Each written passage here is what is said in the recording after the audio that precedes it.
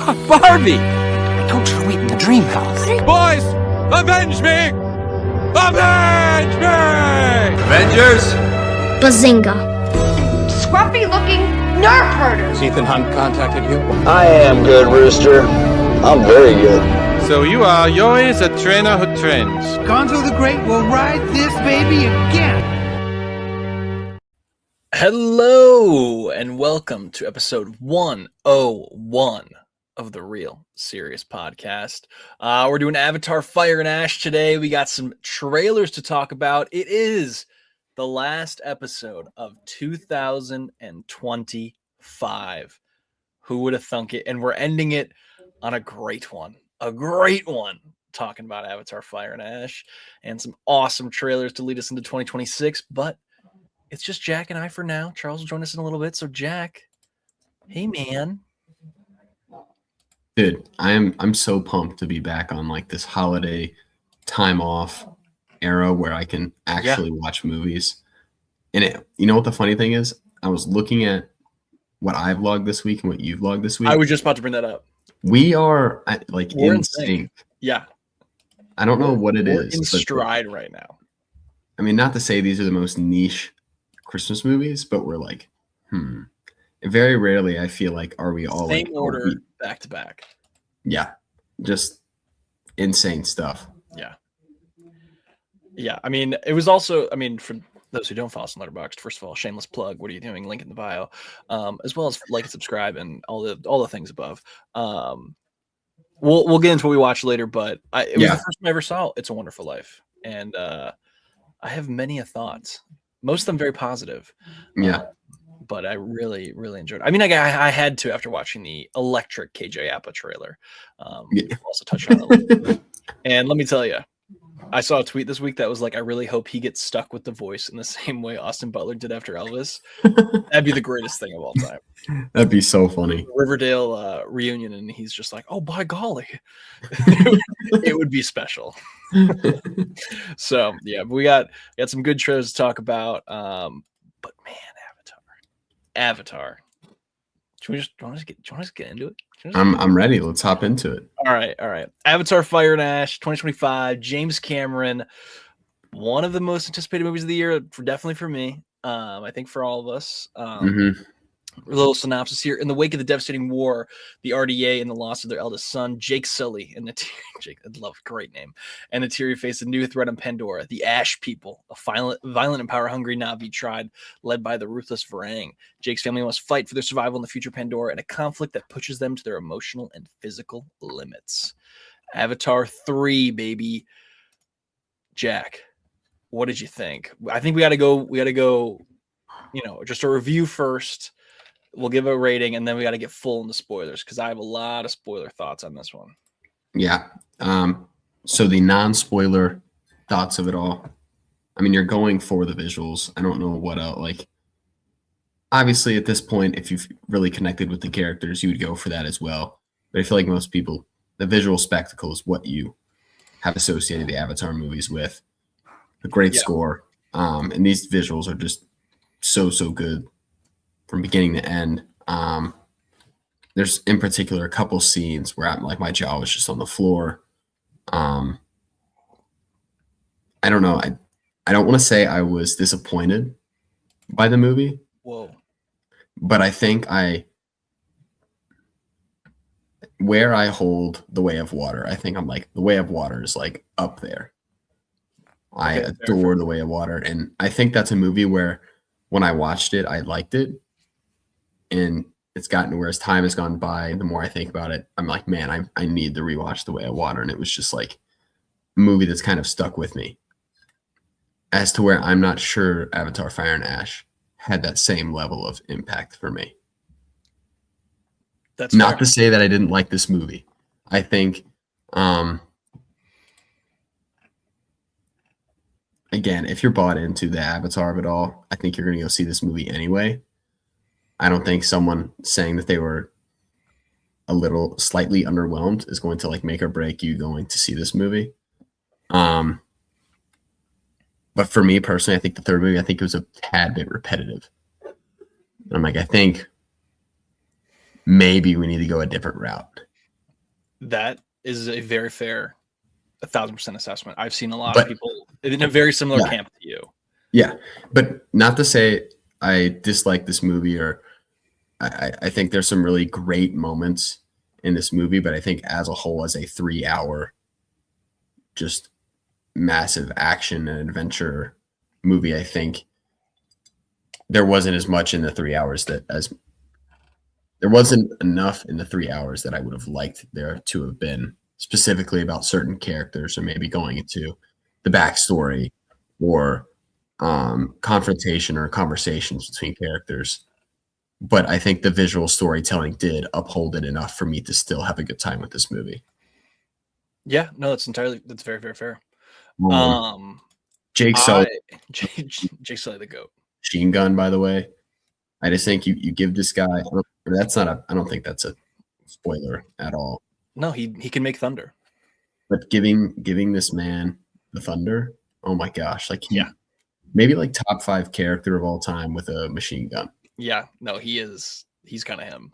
I am of a different camp for this movie. My dear Jack, I loved this movie. I think it is the second best Avatar. I like the first Avatar. I give it like 4 stars. I think visually it's incredible. I do think that is a very just like paint by numbers story. I love The Way of Water. The Way of Water for me is like as close. It's almost a perfect film. I treat Avatar Fire and Ash as almost like Way of Water Part 2.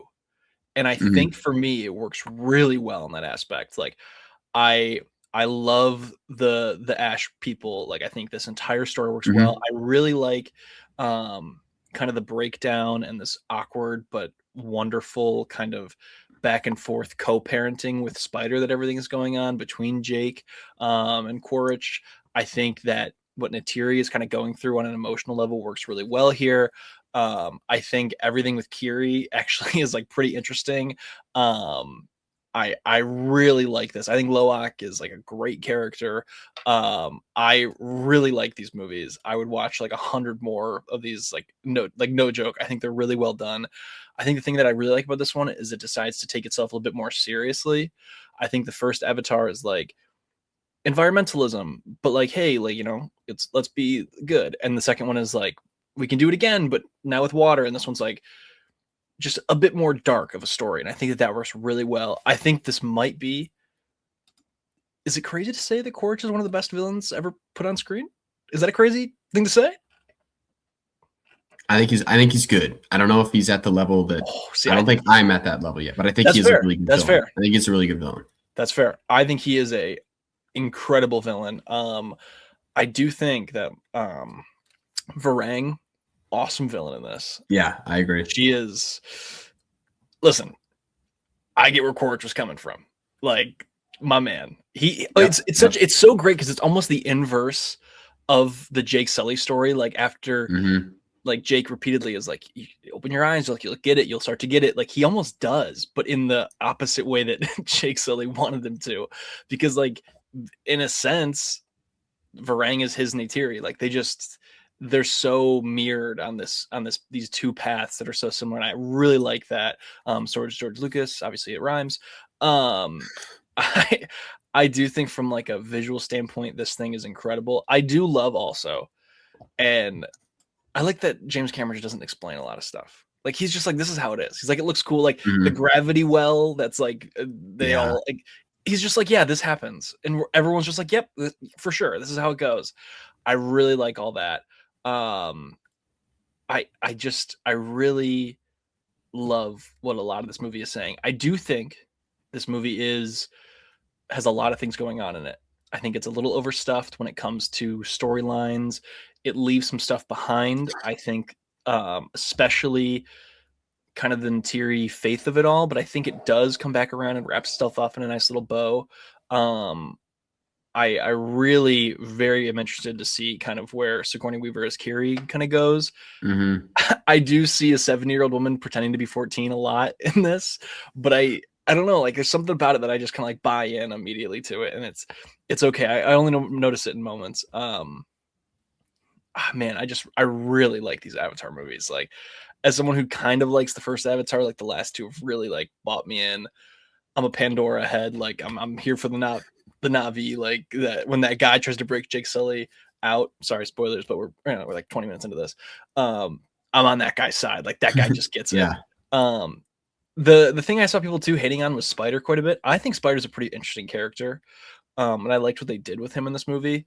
I do think that it paints a new interesting dynamic when it comes to the Avatar franchise. And I'm kind of just in on all of it. So I do understand where it's like the retreading a little bit, but for me, it's almost as if Way of Water is the midpoint to that story, and this is the conclusion of it. And I think if you treat it like that, it does work a lot better than if it's just this by itself. And maybe that's just me just liking it a lot more. But I do think from a story's perspective, if you're just like, this is one 7-hour movie, it's like, yeah, this works really well as a 7-hour movie. Yeah. No, I agree with you on that. And I think a lot of I'm not even going to say like problems for this movie, but if I were to go back and rewatch Avatar Way of Water and then immediately kind of hop into this, I'm sure that some of the I don't even think I have like continuity problems with this movie. Like I think it flows from The Way of Water very well. And I think again, it picks up right like Natiri's whole, like you see her at the beginning and she's very obviously grieving the death of her child. And I think that was very well done and her whole psychological process. But then I think what I wish I would have known a little bit more is like, I just wanted to know more about the Ash people. I feel like it was just such an interesting group of people. And who knows, maybe if James Cameron has an idea for where because he doesn't like to get rid of villains. I know. I mean, I guess to talk about that's a very obvious point in the movie. Yeah. But Quaritch is just Yeah, do you want to get into spoilers real quick? Yeah. All right, let's I thought we were hopping into spoilers. Let's give our scores real quick. So I give it a 93 out of 100. This is the 4th best movie of the year for me personally. Just below Sinners, Mission Impossible, and F1, and right above One Battle After Another, which I do think I'd like to do a rewatch on soon because I do think it might jump it again. Sure. But I really, really liked this. I think this was honestly incredible. So yeah. Yeah, right now I have it at an 81. So again, I like this movie, and I think there's a lot to enjoy from this movie, a lot of great points. But again, the Ash people are too interesting just to leave alone. But I do think, and maybe I think that entire, which is insane, but the entire drug trip scene in this movie is kind of like the Ash people scene, where it's like, all right, you get the background of these people, like clearly there was almost like a Pompeii-esque incident where the volcano exploded and then they prayed to Awa and Awa never came. And so they just turned to the fire itself, which is obviously like for them a symbolic thing of, it cleanses and it destroys in comparison to like it destroys the things that Awa has living. And I do think that that's very interesting because it's almost like they formed their own religion off of, stimulants and fire. Unlike everyone else who is, following Awa is more like of the land and of naturalism. And I do think that's a very interesting kind of take, especially later on in the movie when obviously it's proven that Awa is real and like this whole thing is real. And we do see Awa, which was crazy. Looking like 2001 baby. Yeah, that's what I was gonna say. Yeah, and then Kyrie just like hair attacks her. And then I mean, you kind of see on like Varang's face, like the whole time she's confident, like she's kicking ass, and then the moment that her faith is shaken, she runs away. Like it's the only time in the movie she's like actually afraid of anything. And I think that is like a really interesting way to do it. I do agree. I think that it'd be nice if it was like a little fleshed out a little bit more and given more time. But I do like a lot of the pieces they're putting together because obviously like I said earlier, the James Cameron thing is like villains just don't die, and so obviously like Varang gets away, and then Stephen Lang Quaritch gets away again. So I'm sure those two who are very buddy will get back together. Him walking into the press conference or whatever it is, like full head to toe in like the tribal paint is so funny, and they're just like looking at him. He's like, what's the big deal? So funny. I think I liked their chemistry together. I feel like it totally felt like a it was like a Bonnie and Clyde type deal where they're just like the worst people ever, but they're just like they look so cool doing it. And I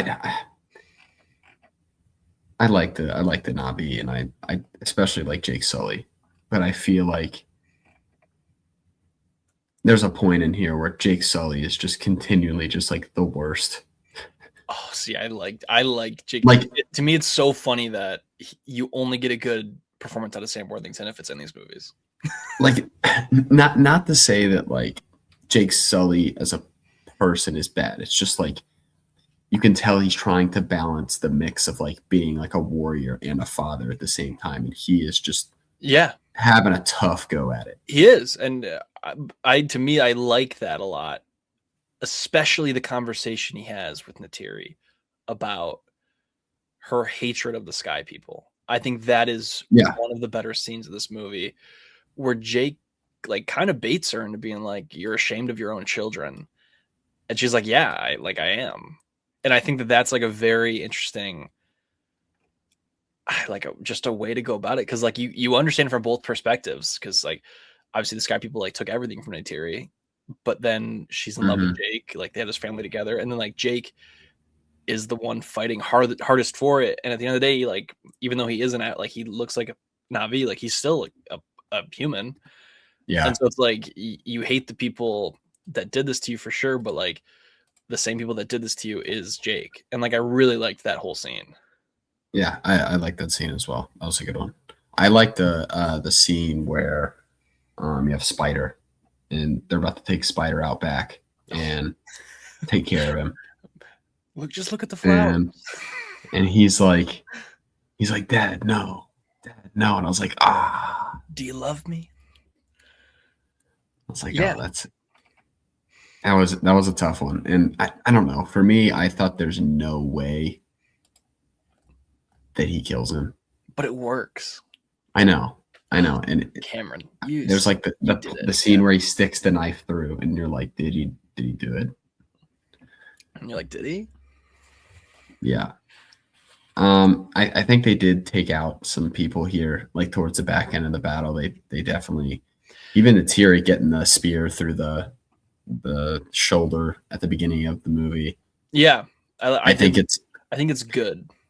I do too. I think these characters need to be pierced. Yeah, they gotta get at least. So like the one thing I thought was a little strange was the one brother died without like any fanfare. Like obviously the mom of the water tribe, like she dies and then does like a scene. I also am surprised they didn't do like a funeral scene for her.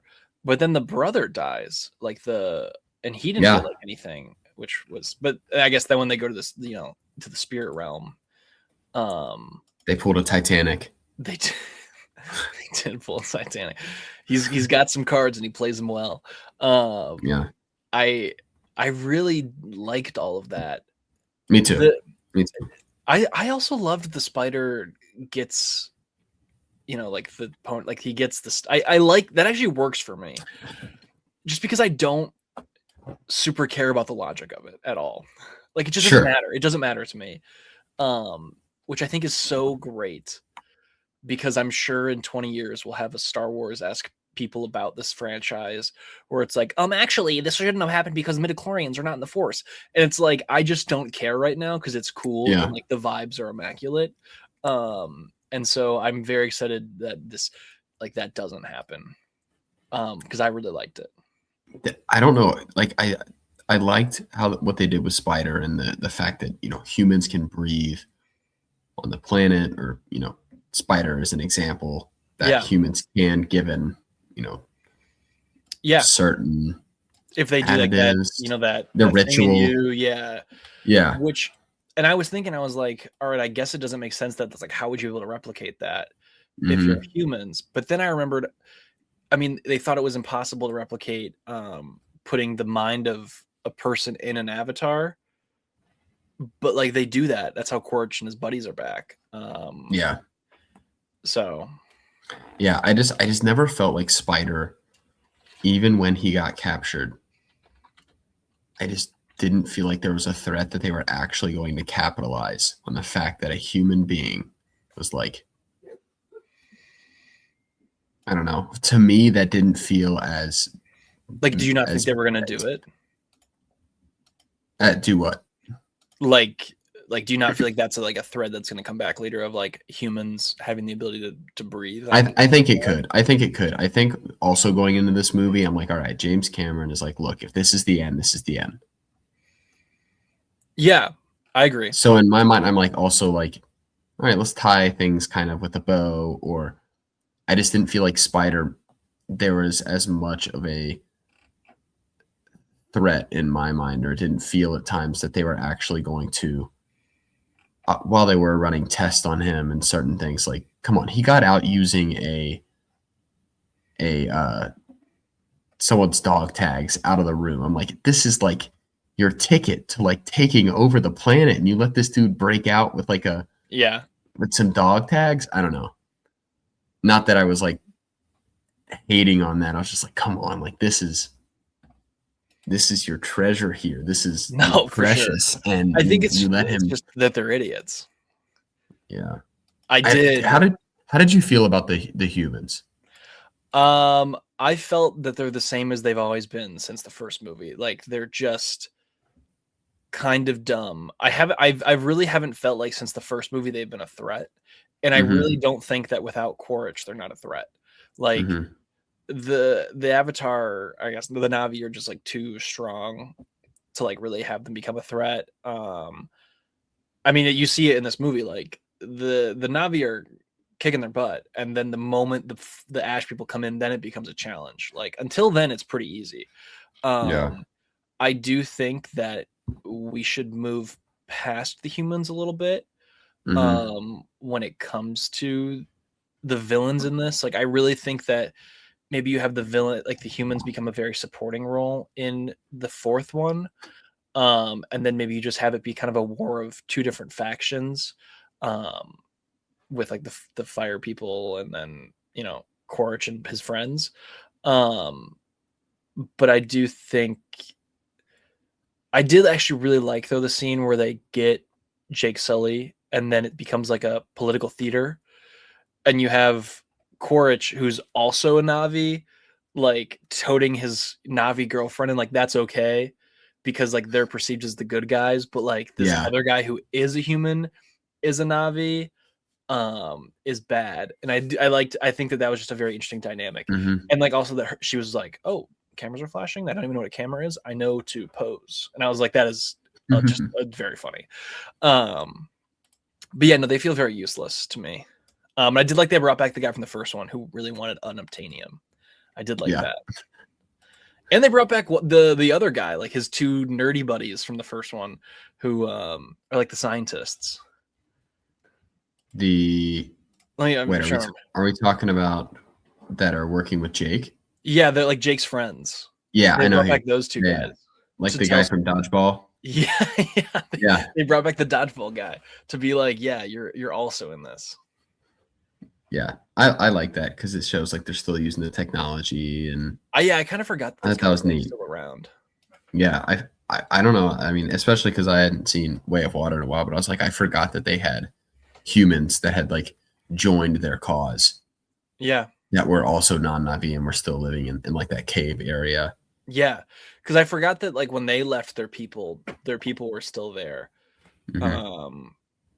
Which I do find funny that Quaritch never went back and like tried to use her, because her mom's still there, like use her mom as a, I don't know, like a ploy to get, you know, Natiri or anybody out of wherever they were. They do love to use those kids though. I know. They're like, ooh, one of the kids is just sitting there by himself. Oof, that's just bait. Like we have to. The opportunity is just too good. I gotta get it. Edie Falco, man. I think she's fine here. No, I agree. I think it's so odd for me personally seeing, and I know she's been phenomenal on what is it, Nurse Jackie? Yeah, people love Nurse Jackie, and apparently she's done very well. I think for me, especially hopping straight out of The Sopranos, it's so odd for me to just see her in this light. If I had not seen her in The Sopranos and I just saw her here, I would have thought like nothing of it. But I'm like, this is just. She is such an incredible actress, and I think that from The Sopranos it just shows. I mean, she just has some incredible range, but then I think all of the humans in this movie are all like one-dimensional characters because they are these military people, and they're there to, take out the Na'vi and use it for its resources. But then you have obviously the one man who breaks away and decides to help out Jake. And I liked it when he was using the crane and stuff. I like that because I feel like it gave the humans some personality. Yeah, it allowed at least some humans to seem like semi-normal. Yeah. In it. And I mean, I do think too, like since the first one, we've kind of lost the thread with humans, because at least in the first one, you could be like, all right, I can at least understand where the humans are coming from, to be like, our planet is ravaged. We got to look at other planets. It's like, all right, we got to go here. Like these ones now, it's just like, I don't know. They're just kind of like a comedy of people at a certain point. Yeah. So yeah, I think that the less humans, the better going forward. I did see something though that James Cameron was kind of thinking about maybe doing one where they go to Earth. And I think that would be fascinating. I don't know how that would work, but I think that would be very interesting to see if they went back to Earth somehow. I'm interested in that I'm not very interested in that idea just because I feel like it is being in Pandora to me that brings these movies so much like spectacle and leaves me in awe. But like if we go to Earth, I mean, realistically, their Earth is what, a piece of crap, and it's all of I'd like Earth's to see it has been reduced to, if they were to have a couple scenes almost like Blade Runner 2049-esque, where it's like, this is Earth. Earth is just a dumpster fire. Really nothing good left here.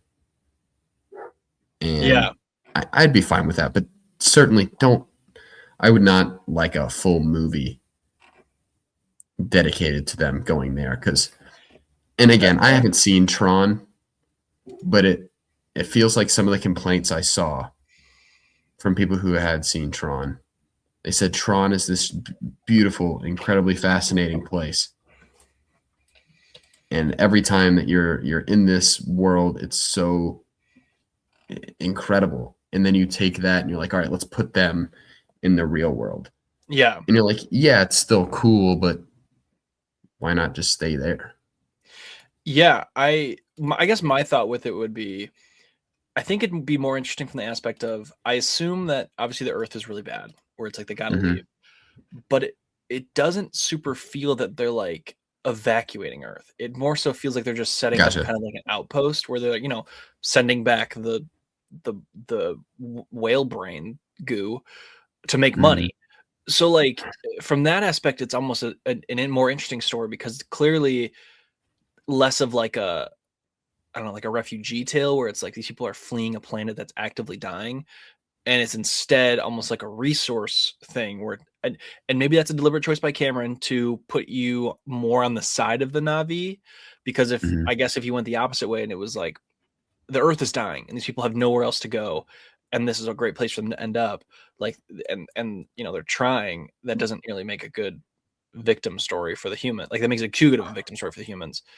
So I guess it makes a little more sense, but I guess I'm more interested in like how that works, because maybe if they could explore it in that aspect of like these people are trying to flee Earth and they just can't, or powers that be are creating a false narrative that, you know, the Na'vi are evil and Jake Sully's a terrorist. And so it's like, we can't go there yet, which actually is all fake just to allow them to keep, you know, mining whale brains, which, you know, is entirely possible.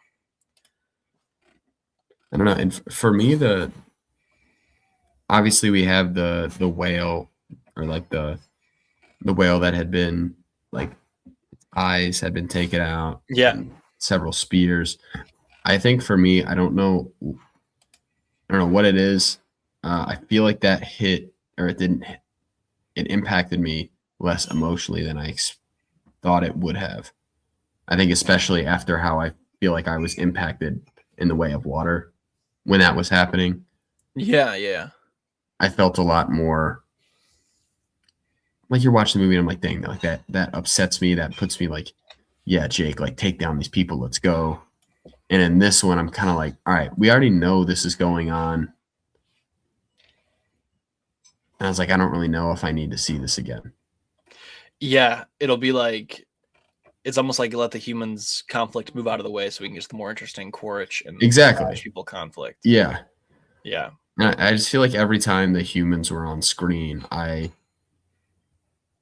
was just not that interested. And not to say that they have too much screen time, but in a way, let's keep the Na'vi rolling. And I think Quaritch is an incredibly interesting character. And there's even a moment where, like, the more humans you have, it's like less interesting. It's like, I'm here to see the robots fight each other. And this one, I'm here to see the blue people, you know, do tribal war and, you know, blow drugs in each other's noses. Exactly. And they're going to run around and what I'm here for. Yeah. But no, I'm with you. I think the humans are a little bit secondary, obviously, to the main conflict. But I do think the conflict is very interesting and it works really well. Mm-hmm. I was trying to think of a good comp for this. I think about Avatar the way you guys, maybe more specifically Charles, feels about Lord of the Rings. Like, to me, this is my Lord of the Rings. Like, I just really like it. Like, I really like it. And I think it works really well for me. And I'm like, I had a moment, I think, in like the third act, where they start to go up the gravity well. Oh yeah. And I'm sitting there and I'm like, I do like the lean forward meme. And I'm like, I understand how Charles feels now, like when Aragorn, you know, like does something and like does that, like what you know what what's the army that he comes with, like the dead guys? Remember what I'm talking about in the third one? Yes, I know exactly what you're talking about. When that happens there, I was like, this is how Charles must feel. And I was like, because I was in fully. That was probably one of my highlights of this movie as a whole. That scene where they're fighting and they're hopping from almost like little pieces of land up and down, and they're just beating each other up. It's just so good. So and for me, I think that's one of the moments where this movie like peaks for me, and I'm like, it's just visually it looks insane. You're getting this like glossy kind of almost like rainbow look off of like the blue and the purple, and then you have Jake, you have Quaritch, and they're just beating the crap out of each other. Quaritch does this really sweet, like Jake goes down on the lower level and he swings down with his feet and just kicks him. I thought that was sick, and I love that entire sequence. It was so well done. Yeah, I think that the end fight scene for me is like, I think that bumps it up another like half star at least. Yeah, I really think if I watch this again, it might become a 5-star for me. Like everything, that's fair. Everything just kind of works for me in like a really awesome way. I think this villain is like, it's just up there for villain of the year for me. Like, I was trying to think of like villains this year that I really loved, and outside of, I think, maybe Sinners and One Battle After Another, this is the best villain of the year. Like, Varang is just like awesome.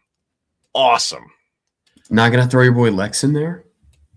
No, because like, I guess Lex is like ultimate hater of the year, maybe. Actually, you know what? Quaritch is still ultimate hater of the year. Yeah, Quaritch is professional hater. Him being like, "I brought you a burger," is so fun. Just so funny. Brought a burger to the guy who like lives off of Na'vi food. Also the budding romance between Spider and Kiri. Whoa. I know that caught me off guard for a second. I was like, and you know what? I'm still in. Still works for me. So I guess the question for me is what does your ranking look like for all three?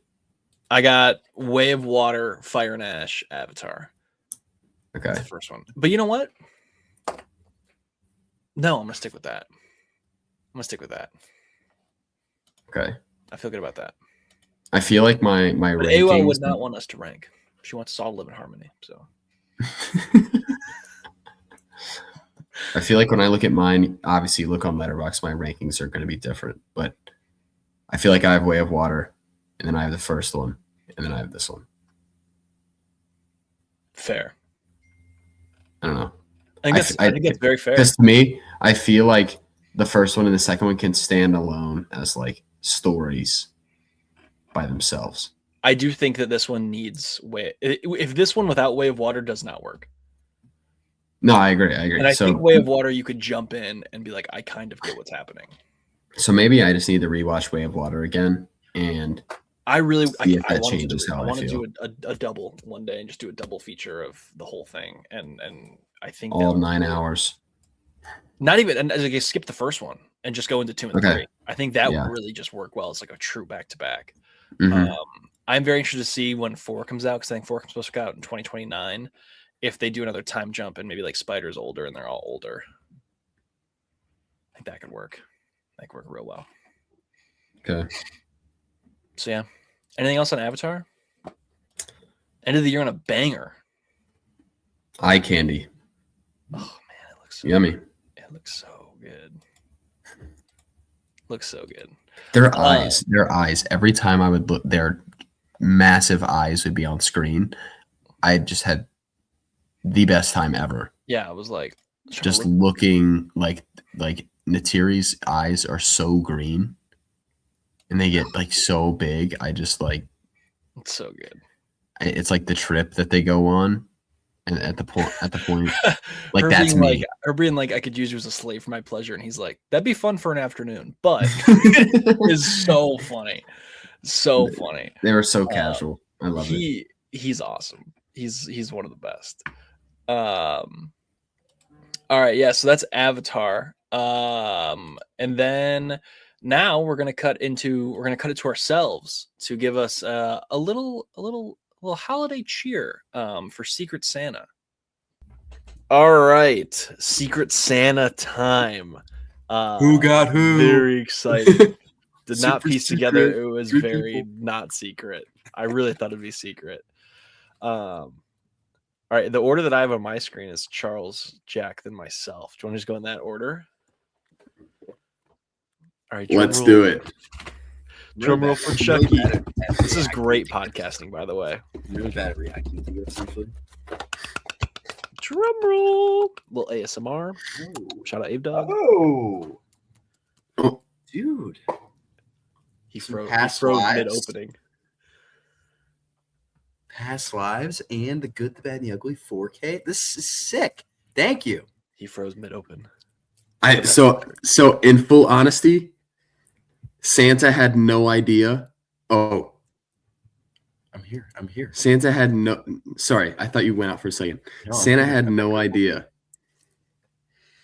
That what? whether you had this or not. No, dude. Santa I don't have knows. the 4K. Santa knows. Okay. He Yes, checked twice. okay. You got to I check do out not the DVDs. The DVDs are sick. Are they? And then for the past lives, I looked for the 4K, but the only 4K they have is an import. And I was like, I don't know if I was going to be able to pull that in time. Was it a Region B player? These DVDs. Thank you. This is awesome. That's Of course, man. I was like, I feel like covered too.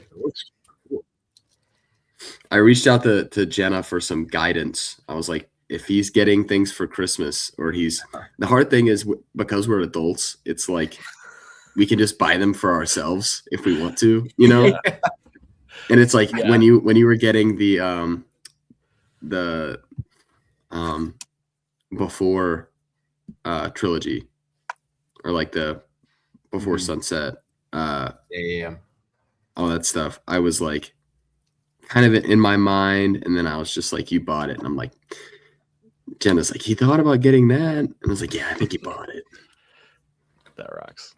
That's how it goes though. I hope you enjoy them. I wasn't sure about physical, tangible things, so I was like, I feel like you can never go wrong with some more DVDs. Yeah, no, this is awesome. Thank you. Of course. All right, Jackie. Drum roll for me. All right. Leave it. Thanks, All Mark. right. What the heck? Oh, what? It's in a second box? That's not fair. It's a box. Well, that's It's one a of the box. items. There's 2 items. Yes. I guess I gotta cut this. Oh my Sorry, this is There's really a bad The podcasting. box within the box is.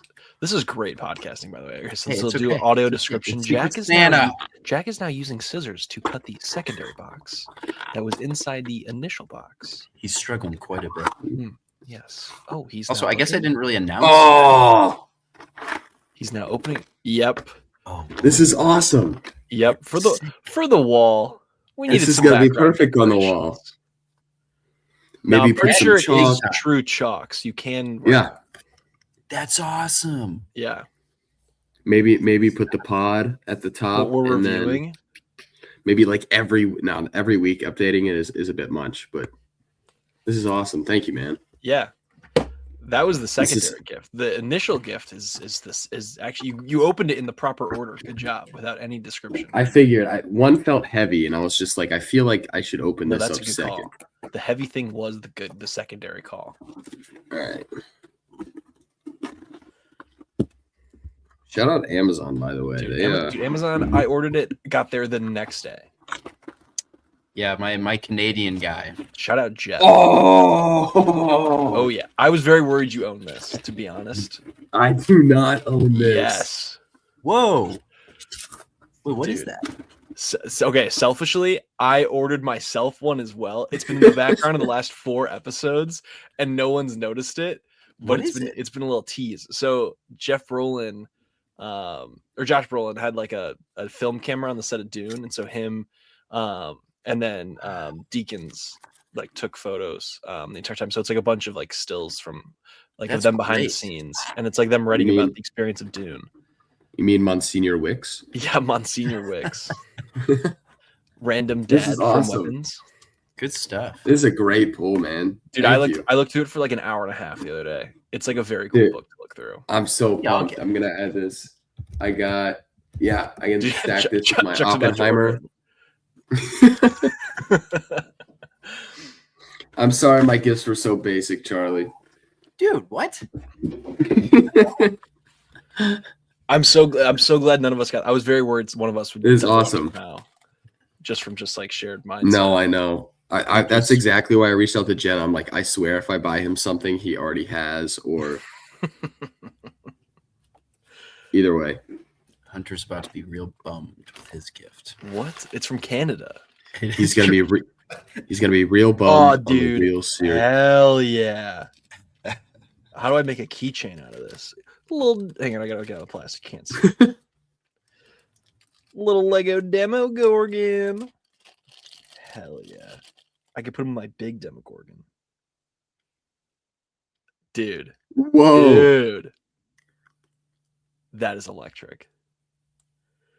Oh, dude's got printing on the inside too. Dude, Charles, you kind of knocked it out of the park. This is electric. Kind of, yeah. Do you have Put it up don't- to the do you camera have- again. Huh? Do you have Oh, man. the set? No. I'm gonna be honest. That little figure kind of broke the bank. Dude, look I at did him. not think it was gonna be as much as it was, but the shipping hurt.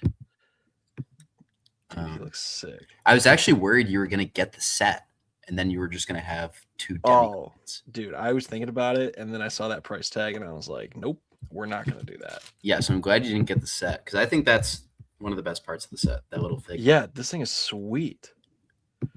Yeah, this is literally gonna go to collection. Literally. This is Charles and I now have a tradition of every year he gets me some form of Lego. and it's kind of become my favorite tradition. What did I get you last year? Last year, you got me Kermit the Frog. Oh, that was in college. Yeah. Yeah. It's kind of my favorite. I can't wait for next year now. Well, I'll have to get you for. We need a Knives Out Lego set. That's true. That's very true. Hell yeah, Chucky. This rocks. This was fun. What a Secret great Santa. idea, Hunter. Yeah, good call. Thanks, Kill guys. that, man. Thanks, guys. No, dude, this is what it's all about. This is what it's about having it's about having a 7-minute visual medium moment on a podcast that's completely audio. That's what it's really all about, deep down. Actually, I think you got a little extra piece in there, Hunter. Oh, do I? I don't think that little claw is supposed to be included. Oh, a little extra. Yeah. Oh, the Canadians, known for being polite. Tossing a little extra here and there. Yeah. So That rocks.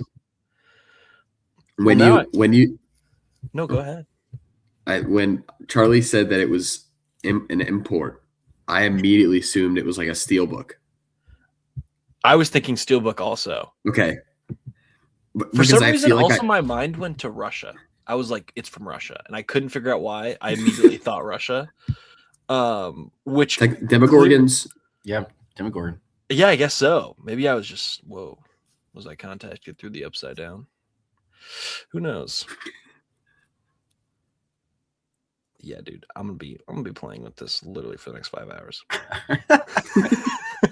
I'm not going to bed tonight. Dude, this is just I gotta pull an all-nighter now. Oh, electric. Good So yeah, stuff. Secret Santa 2025. I guess we'll kick it back to ourselves at some point. What do you think? What point in the podcast do you think we're at? Let's say we're about to talk about the Stranger Things and Avengers Doomsday trailer. I hope we liked it. Not. I didn't see the Doomsday trailer. Oh, well, we're about to talk about it right now. All right, we're back. Some great gifts we gave out. And we got. I didn't realize with 3 of us it was really easy to figure out who had who, but hey, 'tis the season. It was fun. It was fun. fun. I enjoyed it. It was a It was a blast. great time. Man, I liked Avatar a whole lot. All right, do you want to do news first or trailers? Well, hey, what do you want? What do you want to do, man? What do you want to do? Let's hop into trailers. I feel right, like let's we do got trailers. some juicy trailer news. All right, I organized this in least important to most important for us, I think. So the first one, we got our first teaser for Stranger Things Volume 2 for Season 5. Doesn't give a whole lot, but I really didn't want to watch this more than once because I don't want to be spoiled in the slightest. I'm very excited for Stranger Things 5 2. And our next episode of the first episode of next year will be covering this Volume 2 and the finale. So we'll obviously talk about that all next episode. But You die, I die. you die, I die, which to me says neither of them are dying. Yeah. That's code for we're all right, guys. But yeah, anything else on that one you want to touch base on or no? I was honestly surprised they even dropped something for it. Oh, I feel like they had to. I mean, it makes sense, I guess, in terms of the marketing of it all. But in my mind, I'm like, if you don't know Stranger Things is going on right now, you got to sort out your priorities. Yeah. I mean, this is it. I feel like Stranger Things, even if you don't watch it, is something where you've heard of it, you see it on Netflix, you know it's coming out. So I don't know. I guess looking back, it may make sense why they released it. Obviously, still trying to pull in maybe some of the last couple people to watch this, or more speculation, just get more people talking about the show in general, especially when they don't have episodes coming out for 4 more days. Yeah. But yeah, nothing. I'm interested to see how they integrate the new superhuman that 11 has discovered into this. Oh yeah, show. what's her name? Because I just don't know something. how is the chemistry. Clearly, she's You know, important.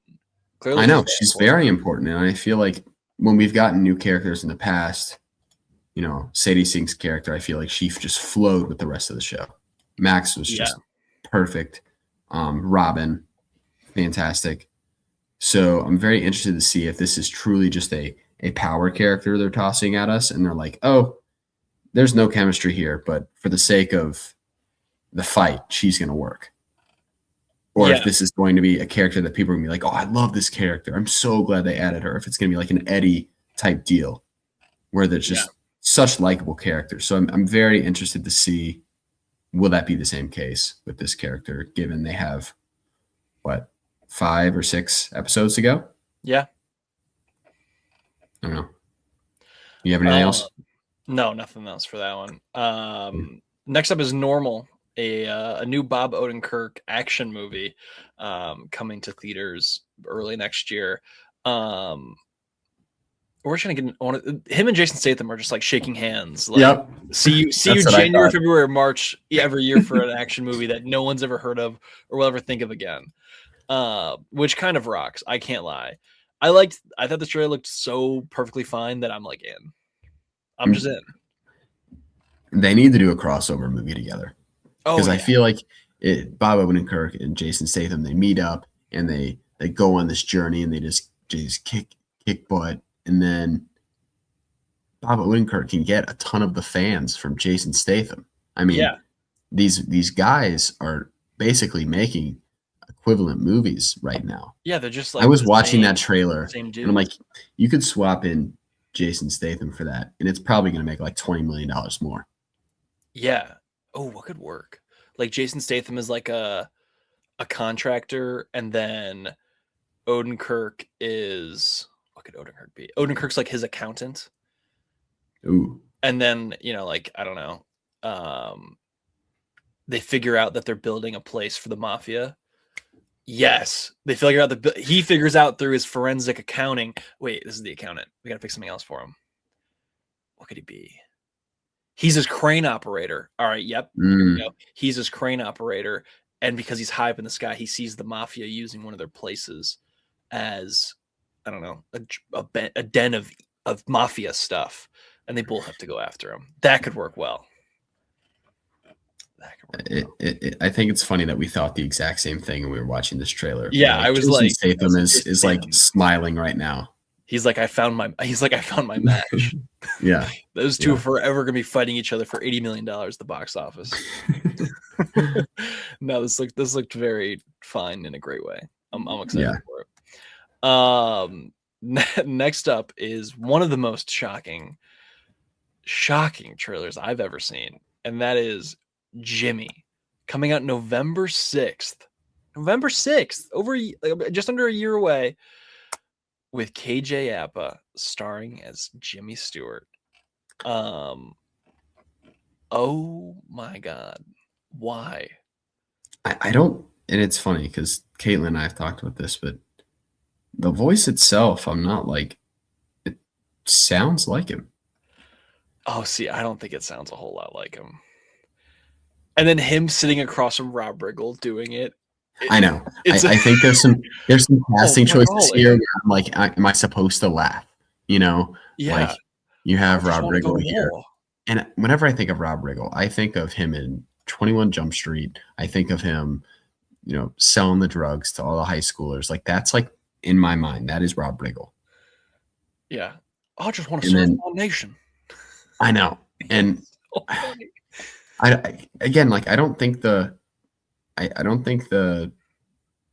his voice is so far off to where people are like, oh, this is crazy to me. Like, this is a terrible impression. Because I'm like, you know what? It's close enough. To me, I'm like, I think it's close enough. I'm just, I don't know. This is one of the scenarios for me, like a biopic. I'm very interested on how this came about. Like to me, I'm like Michael Jackson. That biopic was coming no matter what. Nobody could stop it. Jimmy Stewart, great actor, phenomenal actor. I mean, we just watched it this couple days ago. I already figured out the tagline for this movie has got to be the true story of his wonderful life. Like that's just got to be it. Like this it's just some marketing guy somewhere is itching to turn this in to the student executive to be like, I got an idea, guys. They got to hire you on the spot after that one. God. But I don't know. I also like, I know KJ Appa from Riverdale as well. Yeah. I don't know if they got KJ Appa and George Costanza out here going, Jimmy Stewart's pretty swell, huh? He's got the best dame in town, but he wants to go to war. It's like, oh God, I really just don't care. yeah. Like, do you truthfully like care about this? Oh, I don't think I'm seeing this movie. Oh, I feel like this is a movie we have to send Charles to. I think we got to get a Charles report back from this one. Please let there be a horror movie out that weekend. Yeah, that you and I can go see the horror. Wait, let's see, November 2026 releases. I gotta see. And I think what's so interesting about the biopics is I think that the biopics that want to be made, I think that people that make them, they think and they believe there's a story to be told here. And I'm sure that there is. I'm sure there's an interesting story to be told. And I'm sure that from the trailer, Jimmy Stewart lived a very interesting life.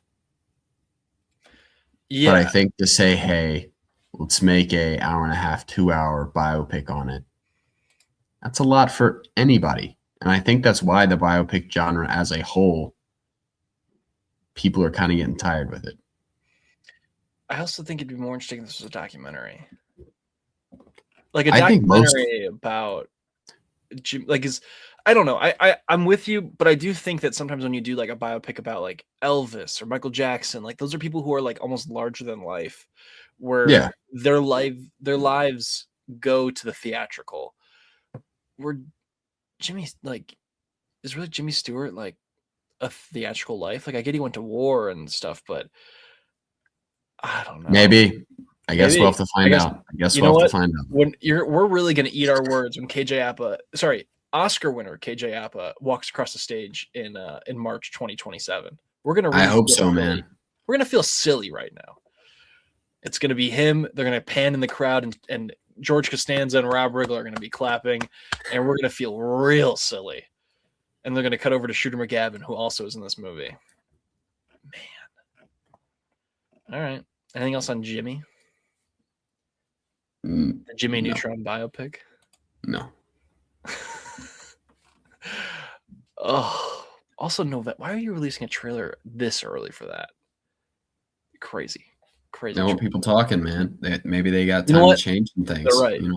They're gonna go back and redub the whole thing. Better voice. Next trailer is The Sheep Detectives, coming May 8th, 2026. Hugh Jackman, Emma Thompson, Patrick Stewart, Bryan Cranston, Nicholas Braun, Brett Goldstein, Bella Ramsey. A stacked cast. I thought this looked pretty good. I think I would like to see this. Looked fun, very family friendly. Brett Goldstein got me excited. I think he's like the two twin sheep with the horns. Yeah, I think so. The back they were hitting in the car. Not much else to add to this one. This cast is kind of crazy. Hugh Jackman, Nicholas Braun, the cast is nuts. Molly Gordon, Emma Thompson, Julia Louis-Dreyfus, Bryan Cranston, Chris O'Dowd, Regina Hall, Patrick Stewart, Bella Ramsey, Brett Goldstein, and Riz Darby. Man, this is good. I also love how written by Craig Mazin. Seriously. I also love how Nick Braun. By the way, I'm also on the finale of Succession. I have one more episode to go. Oh, baby. I love how Nick Braun is just like the sloppy, perfect. Just can't get his crap together. Like there's like, oh, I've seen this guy before. Nick Braun. He's perfect for it. This is a perfect Nicholas Braun role. Yeah. So I saw him in that. I was like, I know that guy. I'm pretty sure I know this guy. I think I know what's going on with this guy. No, great Nicholas Braun role. He was in a movie earlier this year that I didn't get a chance to see, but is apparently quite good, which is Splitsville. I'd like to find a way to see that. I think you can rent it right now. Maybe I'll do that later today. Anything else on that one? That trailer? No. All right. Well, now we're on to the 3 really big trailers. 3 huge trailers broke the internet, all 3 of these. And the first one, arguably maybe the biggest, The Muppet Show. We got our first look at the Muppet Show 2026. Seth Rogen bringing back the Muppet Show for a special that is a backdoor pilot into a full-length, full-season order Muppet Show. The special guest is Sabrina Carpenter. Hand up. I know that we're all not Muppet guys. I get it. I understand. I'm excited. But this made me a little emotional. I'm not gonna lie. This is like so my thing, and it looks just really well done. I feel like it's in really good hands, and I'm excited. The Muppets need a win, and I hope this is it. I'm excited for you. I feel like whenever anything Muppets shows up, I immediately think of you as the Muppet representative on the podcast. I don't know. They feel so playful. It feels so fun, and especially when we watched, the Christmas Carol Muppets. I think we need a little bit more like whimsical fun going around, and I think that's some contagious energy that we need. So let's just make everything Muppets. I know. I was thinking it is crazy that they still haven't done like a Muppets, like it's such an easy idea for the Muppets. It's like Kermit and his friends are pissed that they don't have a franchise, and so they just copy the other franchise. Like they just like do Star Wars, they do Marvel Cinematic Universe, and like they just keep trying to go to the executives, being like, "Is this what you want? Like, is this what you're looking for?" And then at the end of it, they just realize like being the Muppets is actually what people wanted all along. That feels so easy and like the ultimate brand synergy garbage, and they haven't done it. So I don't know.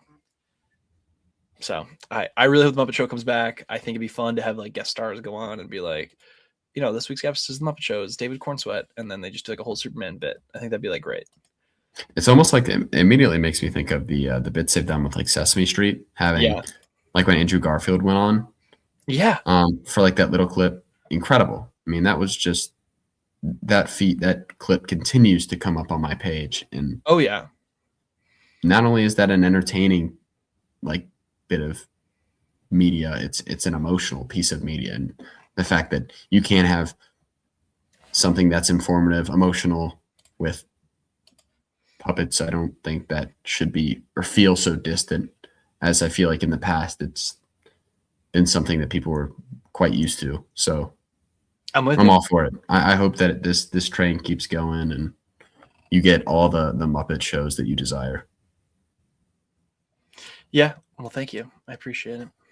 I really want the Muppets everywhere. All right. Next two trailers are actually the two big trailers. The first one is Disclosure Day, which is right after we said most anticipated 2026, which we called it. These two trailers immediately came out, and they both look awesome. So Disclosure Day, sci-fi film from Steven Spielberg, an original idea starring Emily Blunt and Josh O'Connor, about a whistleblower's attempt to reveal extraterrestrial contact to the world all at once and exploring the reaction to that new truth. Man, I'm so in. I could not be more in. Yeah. Dude, so good. Well, ASMR, but it's such a weird sound, and it's stuck in my brain, and I can't get it out. It's making you think about it. Josh O'Connor here, he feels like this bro stays presence of hope, and I love that. To me, it feels like a somewhat of a continuation of the character we got from Knives Out. Yeah. Or at least the bits that we've seen of this character. It's someone that wants to bring the truth to light and wants people to know what's really going on. And I think that's just like the perfect role for him, because he's perfect for this in every way. And I'm so excited to see him work with Spielberg, because I think that he's an actor that a lot of people have known about for a while, but I think for the general audience to really feast their eyes on. This is a big next step for him. And then we also got the little snippet of Mr. Coleman Domingo. Your King. We had a little Colin Firth snippet as well. Yeah. And we got a little tease of Mr. Wyatt Russell, who's also in this. Yeah. I mean, just an incredible cast. I feel like this movie transported me back to like 2009. I feel like movies like this were just being cranked out Oh yeah, around that time. this feels And I War feel of the like- Worlds in a great way. Yes, I'm excited, and it's like the perfect teaser. It gets me excited. I have no idea what's going on. Shows me the actors that I want to see, and gets me pumped for what's to come. Yeah, I know. I have no idea what this is going to be about. Like besides the whole alien thing of it all. Yep. Um, I love the phrase, and it was like, do you really think like he made all of this just for us? yeah, Or I do it was like something that. along those lines. Yeah, I do you thought really that was believe that such he an made all of this just for us? I really Yeah. like that. I thought that was such an awesome little piece that I'm like, all right. I'm thinking I Spielberg's sat- cooking here. I leaned in a little bit. Yeah, I was like, hang on, what's going on here? I mean, there's a reason this movie was top 5 or top 3, Yeah, right, on yeah, both we of knew we were our doing it. lists. We knew So we were I think it's just so nice that we're like, oh, this is coming, or like I'd love to get a trailer for this, We're just waiting. and then boom, fantastic. So, and then the next trailer is Tom Cruise's Digger, which when this, so actually, because we have 2 more trailers after, we have this one and then one more after this. Obviously, we're talking about Avengers, and then when this trailer played before my Avatar screening, there was a group of like, I don't know, 6 people together who were probably all from like 23 to 30.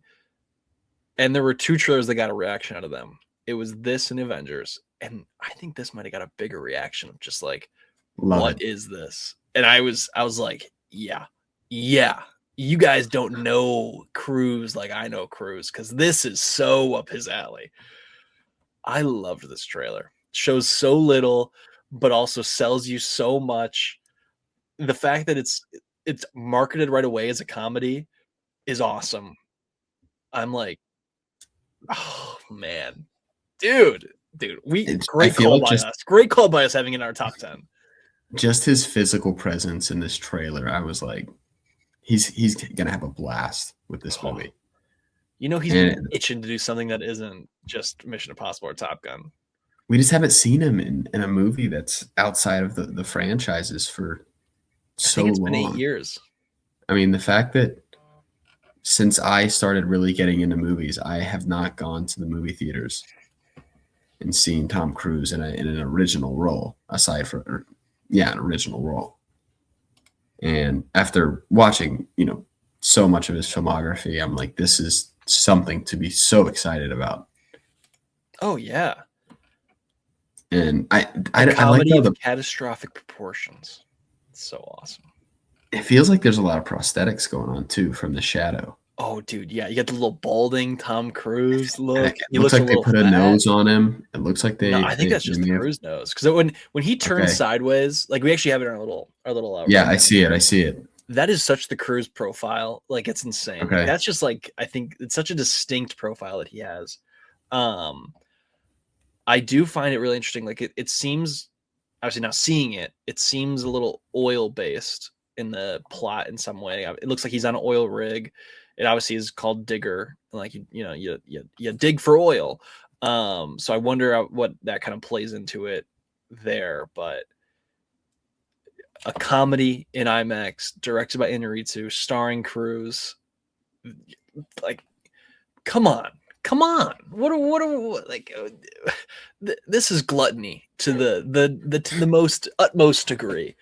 My word, cooking We're here. blessed. We are. Oh man, I can't wait for this one. Anything else on this one? No. That's it. All right. Let's get into the one that we have to talk about, and that is Avengers Doomsday. So Jack, you obviously did not see this in theaters. So could you give me your thoughts on this, please, first, and I'll tell you my in-theater experience of seeing this. I think this was in my top 5 most anticipated for the year. Again, impact of Doomsday or impact of Avengers on my theater going experiences. I can't emphasize it enough. And bringing back Chris Evans, I feel like we knew they were bringing him back, right? I feel like news spread. We talked about this, but seeing them lead with Chris Evans coming back, it feels like a heat check. It concerns me a little bit. This trailer, let me say this before I say anything else. This didn't change my excitement for this movie. I think I'm still very excited to see what happens in this movie. And again, me being excited is separated from the fact, do I think this will be a good movie? Because from this trailer, I'm like, I don't know. I don't know. I mean, especially reports potentially coming in saying they may just make this almost a direct sequel to Endgame. I don't know if that's true or not, but if that is the case, it scares me a little bit. Yeah, I'm with you if that is the case. Chris Evans, Captain America, love him. Great character. And I think they can bring him back, and I think there are going to be moments where I'm going to eat it up. But I think if they can't use the other characters that are in this movie to build a team that is worth caring for, this movie is ultimately not going to work. Mm-hmm. For me, Chris Evans got his goodbye. Captain America, he got his goodbye. And honestly, the same goes with RDJ. You know, I mean, now they're just coming back. So I'm still excited to see what happens here, but I am a bit concerned for what that means for the product. Yeah. So, So seeing it in theaters, I had a very similar reaction. I felt like I thought this was a good teaser. I do think it's very interesting they put Steve Rogers will return in Avengers Doomsday. mm-hmm. I do think that in it, he's not going to take up the Captain America mantle. I think that that'll still be, a Sam Wilson thing, which I think is the correct way to do it. You've already established him as Captain America. I have two main thoughts with this. When the aftermath of Endgame happened, Chris Evans and RDJ were like, the story is wrapped up. I'm good. I'm not going to come back unless I think it's perfect or it's really, really something important that I feel like will not ruin the legacy of what we did prior. So the fact that both of them are coming back, I would hope it's not just for a giant check. Now, he said that,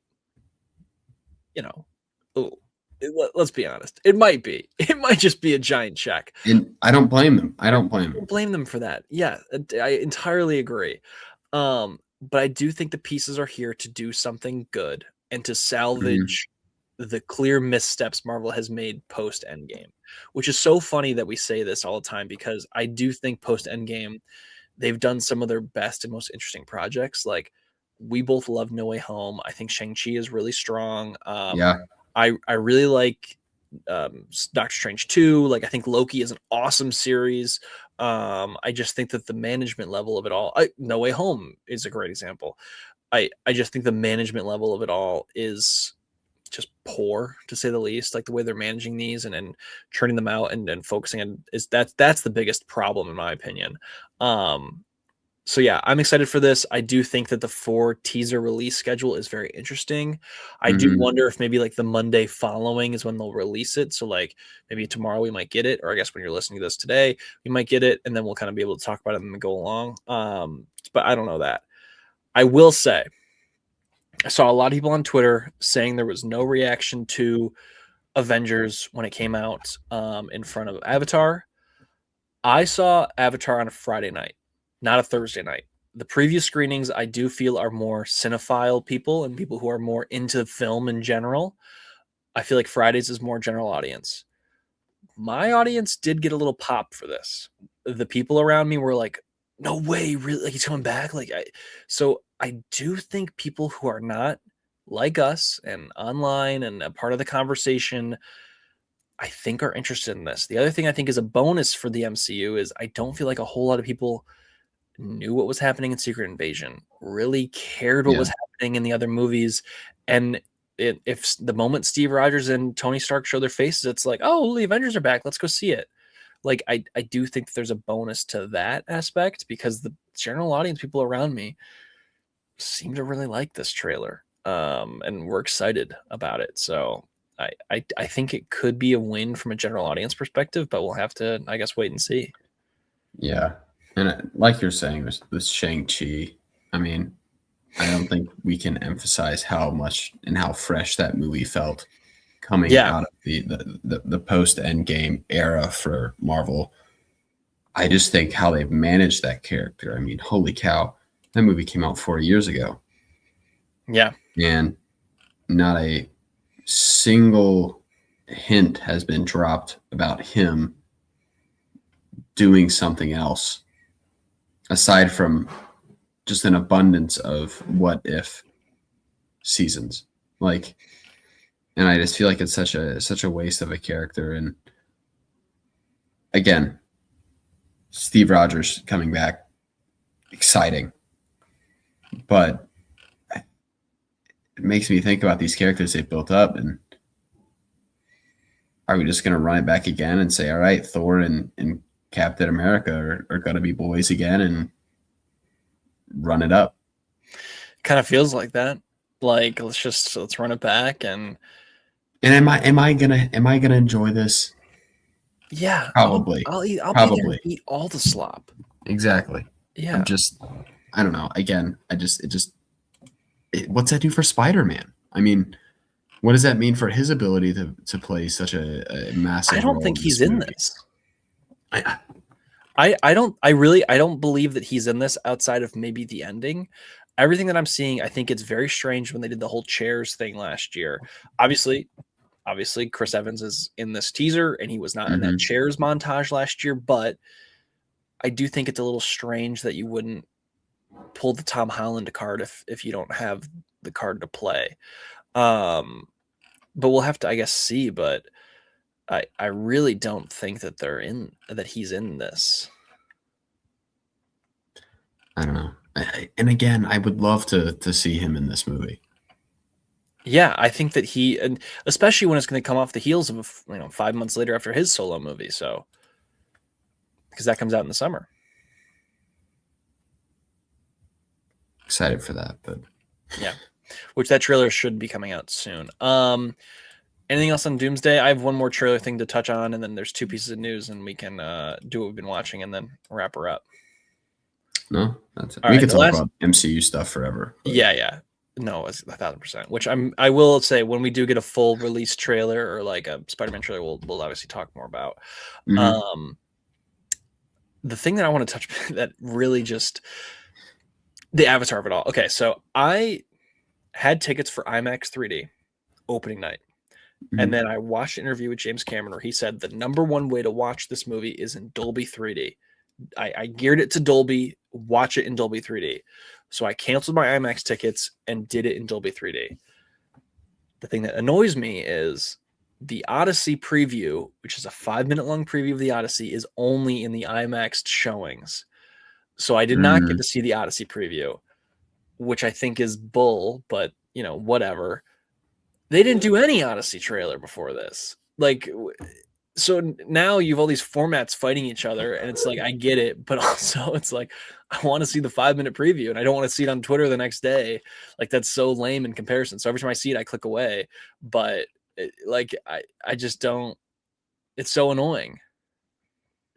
No, I'm with you. I do think Dolby 3D was it's incredible. Like, did you see it in 3D? I did see it in 3D. I liked it. It was great. It feels there. Like it feels real good. Unfortunately, I was in a standard format 3D. Damn. Just because of the 8 a.m. showing 8 a.m. I was able to make. Yeah, but yeah. Still, seeing it on the big screen, would rather do that than watch it on my TV at home. So yeah. I'm with you. All right, 2 pieces of news before we get into what we've been watching. The Oscars are going to begin airing on YouTube in 2029. They will stream free starting in 2029. This feels like the beginning of the end for the Oscars. I don't know. I don't know if I love this. There's something special about a traditional telecast. The fact that it's being taken over by the Yeah, but I will say that the stuff that YouTube has promised is very interesting. They want to do a lot more behind the scenes stuff, more red carpet coverage. The governor's ball will now be available to watch live on YouTube. So they are going to give us some more access to stuff, which I do like. I'm worried they're going to YouTubeify it, and I don't like that idea. Like how they YouTubeified the NBA Finals. Yeah. Like I don't really want to see Cody Ko walk out and be like, and now here's best picture. Like I really would prefer not to have that. So hopefully they don't. But I'm maybe I'm too optimistic, or maybe I'm being naive, but I feel like the Oscars is such a monumental night for art. Yeah. That if you are YouTube, you would want to leave that untouched. Because if you were to mess with what it is, then that product may like deteriorate, if that makes sense. Yeah. Like what the Oscars is. And I'd argue that whenever I bring up the Oscars around anyone that's over the age of 40, they're like, man, the Oscars, they just give out prizes to whatever they feel like giving it out to. It's not really the best. And obviously I think us as a podcast, we can say we feel like there are times where the Academy gets it wrong. Like for last year, we think that the fact that several voters came out and said, hey, I didn't even watch Dune Part 2. Yeah. Hey, really? We'll vote. Come on. We'll vote. Yeah. We'll watch it all. I'm happy. So if stuff like that is coming out, and I think the Academy is working to make sure that voters are fully invested in this, I feel like if you're YouTube, the last thing you want to do is try and hurt that product even more than what some people think it already has been hurt by. Sorry, that was a lot. Does that make sense? No, it does. I also, I guess, I may be in the optimistic side too of thinking YouTube doesn't own any major studios. YouTube does not do theatrical releases. So from an unbiased perspective, I think that maybe that'll be helpful. Just from like obviously if a Disney thing is in the Oscars, they get a little more buzz because ABC is owned by Disney. So like, I think that is a pretty, I don't know. I think that could be good. That could be good. Yeah. Yeah. So no further comments. Yeah. Nothing else on that. And then that's really kind of it for the news. That's all I had. Unless you have anything else. Small news week. It's week before Christmas. Everyone's Golden Globes were released, I think, 2 weeks ago. Yeah. Did we talk about that at all? I don't know if we did, but they're loving Frankenstein, and I am. Yeah, I love it. I love it. I'm not out on Frankenstein, but I gotta watch Secret Agent and Sentimental Value. Yeah, Sentimental Value is good. It should still be available in theaters, but Secret Agent, I think, for me, comes available this Friday, right? Okay. No other choice. I also have to find a way to watch, but can't find that either. That's one that is available for me in my AMC beginning of 2026. So okay, maybe that's where I gotta find it then. Feeling pretty good. I mean, this week I did some update, or not update, but watched some movies that I was trying to catch up on. If we want to ease right into the last thing I will say for the Golden Globes is the musical or comedy category for acting for men is the category to keep your eyes on, because that's where DiCaprio and Chalamet are in together, along with Ethan Hawke and George Clooney, and Jesse Plemons. Like those are your Oscar frontrunners. So if Chalamet gets the Globe, I would say that the odds are very much in his favor, which they already are currently, but I do think that those are even more so in his favor going forward. And then if Jessie Buckley wins for dramas, it's basically over. Yeah, I mean, I she think might be the closest thing to a lock, like at all. So, yeah. You want to get into what we watched? Yeah, this week I had a blast this week. I mean, I haven't been able to watch this many movies in 1 week in a long time. So I really had a lot of fun catching up on some newer releases that I wasn't able to. So first up, I watched Eddington.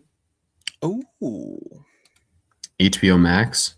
Yes. And I think this movie does a really good job of encapsulating what 2020 was like. And they do a lot of social media usage. Like someone's on their phone and they're scrolling, and it shows the people, what people are tweeting at the time, what's going on. And man, I hope I never have to go back to 2020 ever again. Ever. Like, I think that was hell. And we were just stuck there for a year. So I think it was a very honest depiction of what 2020 looked like as a story. And I don't really know if I want to revisit 2020 a whole lot. Yeah. And Joaquin Phoenix he's good in this. I've never been like a massive Joaquin Phoenix fan, but I thought he was good in this. And Pedro Pascal is Pedro Pascal in this movie. So personally, if you're looking for 2025 movies to watch, I'm not sure I'd say. For me, I was like, it was kind of a miss. Not sure I'd watch it again. But yeah, then I watched Train Dreams. Heck yeah. The complete opposite. Just so good. And it's insane how a movie like this, where such little actually takes place. Yeah. There's maybe like 5 or 6 key plot points that really matter to the story as a whole, but it's a whole lot of looking around. And how do you feel? And man, this movie made me feel something, and I just want to hold that with me all the time. And I think there's moments in here where you get a punch to the gut, and there's others where you find yourself smiling and happy for our main character here. And sneaky, I think this movie, I could rewatch it, and it could, I'm not going to say it could be number 1, but it could. Whoa. It could. I think that this movie is that good. I put it at number 3 right now. I have it right behind Sinners and One Battle After Another. So I don't know. I just think it's one of those movies you would watch and you could take something different away from it each time you watch it. I'm really surprised by that. And I think for the same reasons I felt like I liked Sing Sing, is that when I would watch it, it was a movie that I felt after I watched it for the first time, like, man, I really want to watch this again. And do I think the same thing after I watch it? Or do I feel the same way that I did when the movie ended for the first time? And I think if it can capture that feeling when I watch it again for a second time, I think it's got a shot. Yeah. That being said, I still think Sinners for me Sinners and One Battle After Another, almost like 1A and 1B. Yeah. And then maybe, Train Dreams is 1D. Fair. Just leaving a C space open. But Train Dreams, loved it. Was so good, and I can't believe it took me so long to kind of catch up. Wish we could have all talked about that together. But I'm glad you were able to catch it. Yeah. Yeah, me too. And then was able to watch It's a Wonderful Life. It's the best. It's the best. You got to watch it. How about you just give me your thoughts right now on it? I finally got to watch. I never had a chance to see it. It's one of those things that I don't know. You just don't ever watch, and then you're like, I guess I never will watch it. I loved it. I watched. So if you watch it on Amazon, it gives you like a lot of versions of it to watch. There's 3 versions on Amazon you can watch. You can watch black and white, the color, and then the abridged version. Which, if you're watching the abridged version, rethink your life choices. Abridged? Yeah, I think it cuts out some like of the boring sections. It's like 20 minutes shorter. I thought this was incredible. I couldn't a couple times stop thinking of like how KJ Apple would say these things of like, by G. By golly. I do think that like it works really well because obviously, George Bailey, he does have a wonderful life, but like you do understand his frustration of like every time he does something like someone else gets it, and like I think it is I'm trying to think of the right word.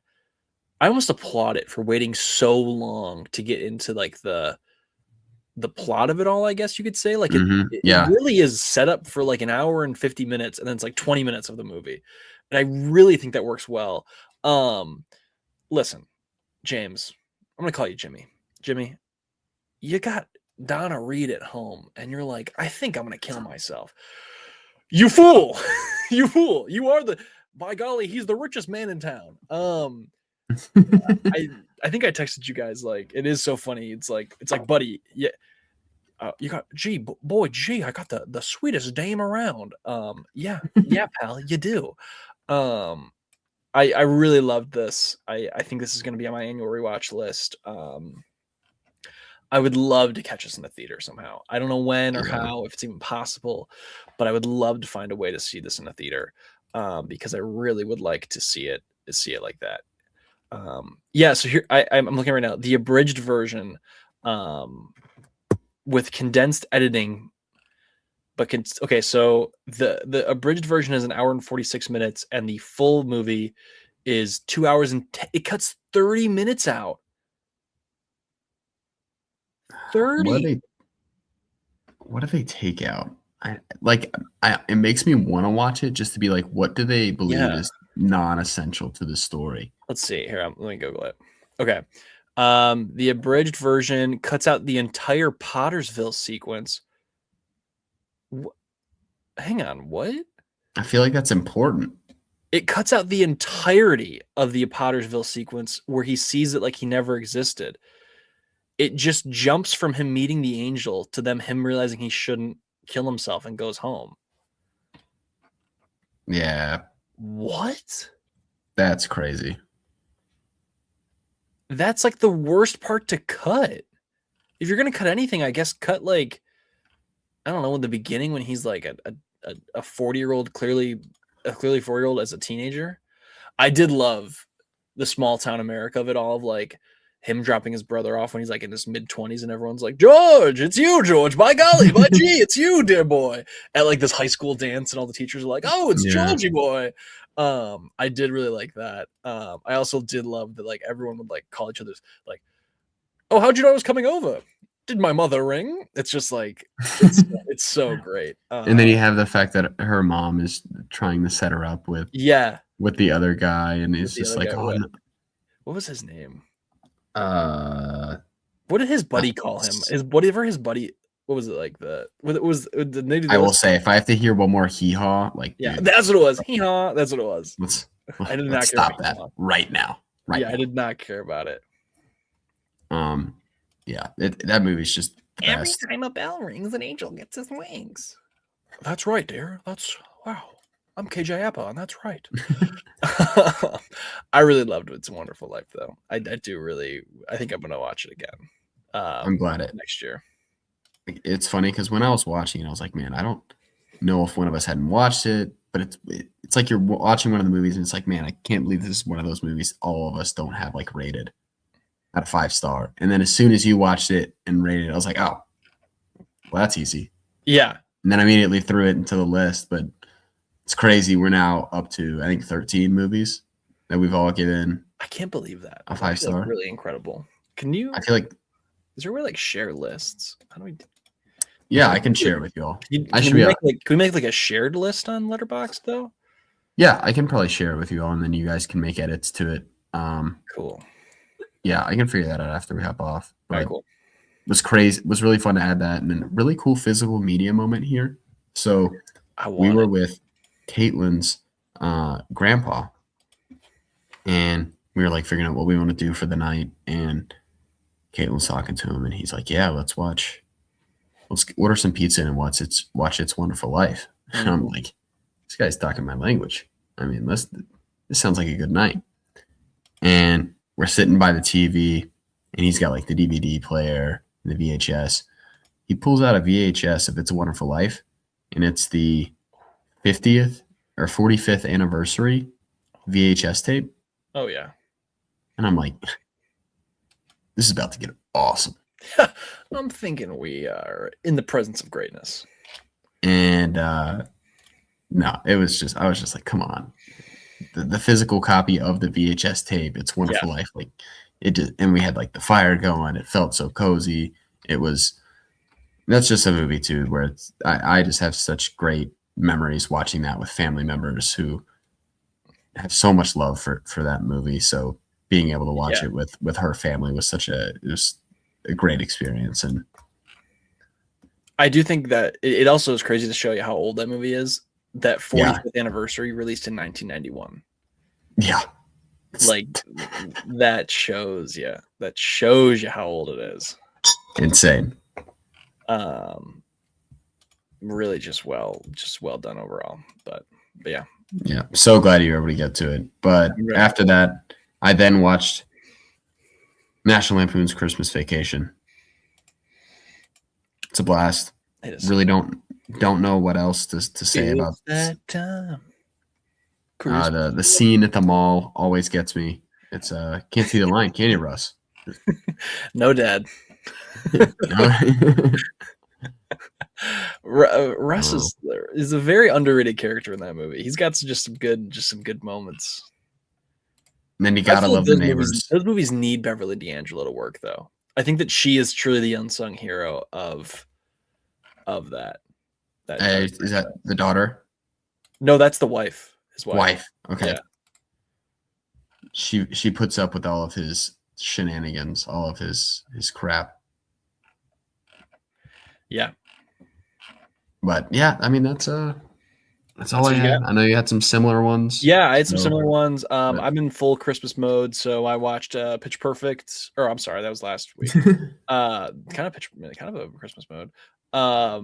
No, I started with Rocky 4, excuse me. Which is a Christmas movie. They do fight on Christmas. I give it 5 stars. I think it is so incredible. Like, I love Rocky 5. Bro literally ended the Soviet Union, won the Cold War by punching a lot. Awesome movie. The fact that it goes from a training montage into like a pause, and then the training montage continues with a new song, so great. Him on top of the mountain like Drago, so good. When he finally cuts him, and they're like, they cut him. Perfect. Just chef's kiss. And then I watched The Muppet Christmas Carol, another 5-star. I'm on Muppet Christmas Carol TikTok right now, so like I'm seeing all the edits and like everything. It's I think truly it might be the best rendition of the Christmas Carol tale, like retold. I think it is so well done. And there's something to be said about people who are in these movies and treat the Muppets like fellow actors instead of like puppets. And they just get it. And Michael Caine just gets it. And then I watched It's a Wonderful Life, which we just talked about. And then I did Home Alone with Avery last night, which was just awesome. And then National Lampoon, which we talked about this morning. And then I also did watch the first episode of Fallout Season 2, which is back on Prime. I think it was a really good episode. I think this is actually a really just good show overall. It's nothing like sensational, but I do think that it's just so solid, which I think is great for like a streaming show that is kind of like a turn your brain off and watch kind of a thing. So really liked that as well.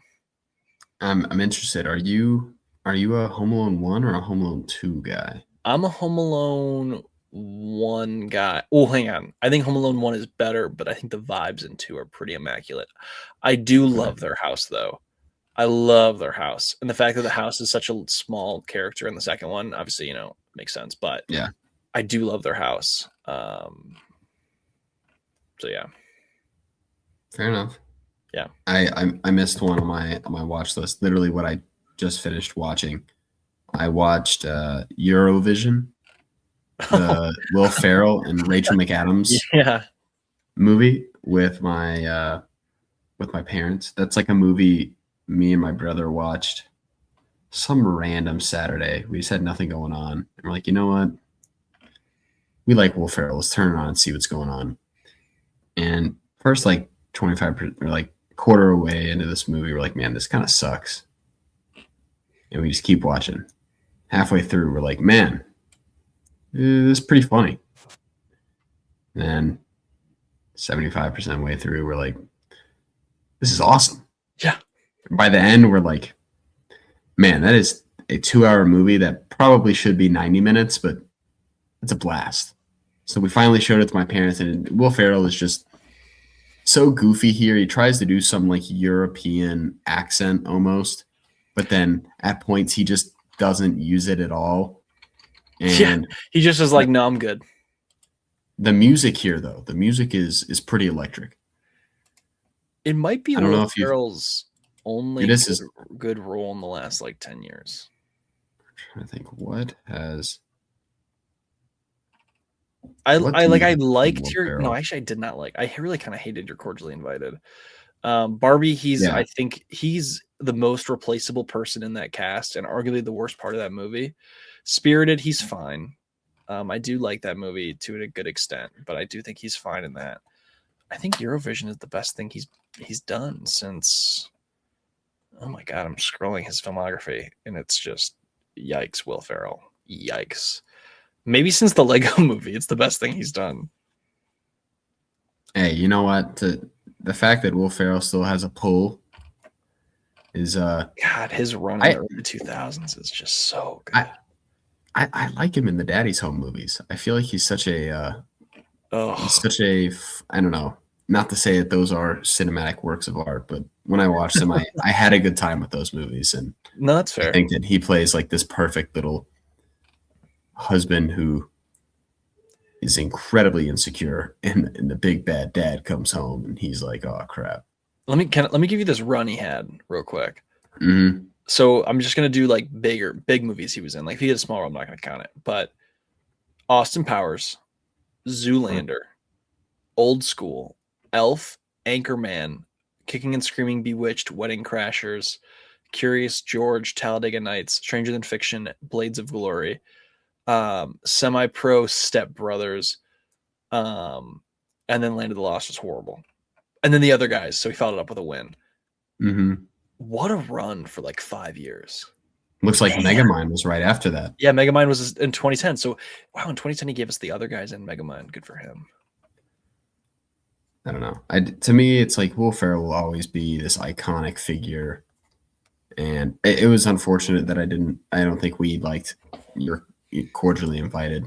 No, we're like, Will Ferrell kind of like back to, and I think I still like Will Ferrell in bits of that movie. I just think overall, Will Ferrell is in a very Jonas Christmas movie.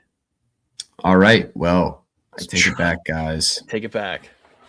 He has had a win in the last couple of years. Yeah.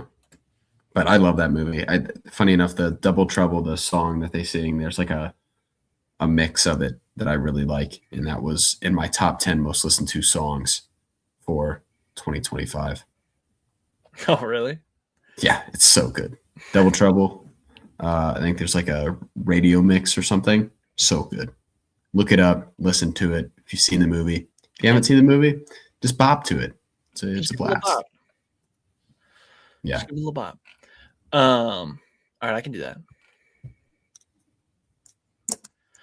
All right. Anything else? Last one of the year. Crazy. Had a really good 2025. So I guess programming note will be off next week. So an episode next week. And then we're back on the 5th. So we will be back on the 5th to talk about Marty Supreme, anything else we've been watching. So really that episode will be Marty Supreme and Stranger Things, also a catch up. And then we'll probably wait until the second week of the year, second episode of the year, which will be the 12th, to talk about our movies of 2025, which let's just make sure nothing is releasing. January 2026 movies real quick. I think we did this last time and I figured out there was something, but January 9th. Yeah. So wide release for there's this thing on Greenland 2 and Primate are all in theaters. So that feels like a good time for us to for us to talk about the best movies of 2025, which we'll do that 12th episode, which then the following week though we're at the Bone Temple. So we're right back in it. Like as much as we're out, we're right back. I mean, you got the Bone Temple, Dead Man's Wire, which looks pretty decent. Charles will go see Lord of the Rings back in theaters. And then even that next week, like the next week, you're like, oh, I guess maybe nothing else coming out.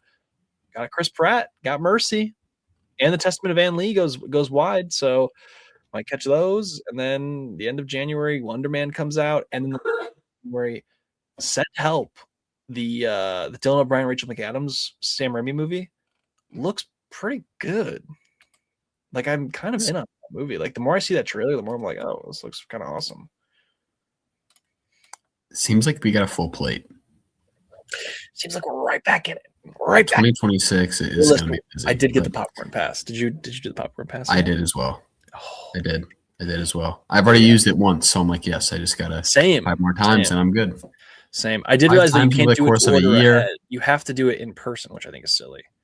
I don't get why I can't do it order ahead. I guess it's to prove that I'm like the person, but that's still silly. Yeah. Well, I don't know if anyone who's listening, there's a 2025 movie we have not discussed that you have listened to or you have watched this year that you would hope we would discuss at some point. Throw it in the comments on whatever streaming platform or whatever you're listening this on. Send us a DM on Instagram. Let us know what you'd like us to, I don't know, maybe talk about a little bit. There's some ones that out there that I haven't seen that I'd like to see. I'd like to finally have a chance to watch Novella Vague. Yeah. I wish I could see Die My Love somewhere. The Chronology of Water, I've heard is incredible. Sound of Falling is like apparently really incredible. I haven't seen that. Sentimental Value, I know you saw, but I'd like to find a way to see it. So yeah, there's a lot. Secret Agent, another one I'd like to find a way to see, and I wish I could. Like, just can't find anywhere to see these things. So, yeah, we'll work our way back. We'll work our way there. Mm-hmm. I was thinking, so for just draft ideas, I was thinking of just like a Dude's Rock movie draft. Yeah. Just like movies where it's just like dudes being awesome. And I was trying to like think of good movies for that. You could do ones that aren't just like action movies. Like that's obviously the easy way out, but like I was thinking like The Color of Money, where it's just like him, like Tom Cruise playing pool really awesomely. That's kind of a Dude's Rock movie. Like Catch Me If You Can. Oh yeah, I could. That's a Dude's Rock one. So I was thinking of that. I was thinking of the drafts the other day. That's a fun one. I'm in for that whenever we want to. Yeah. All right. Cool. All right. Anything else? Thanks for everyone who listened in 2025. Yeah. Much appreciated. So much fun talking. Subscribe, unsubscribe, subscribe. Yeah. No. I'm really excited for 2026.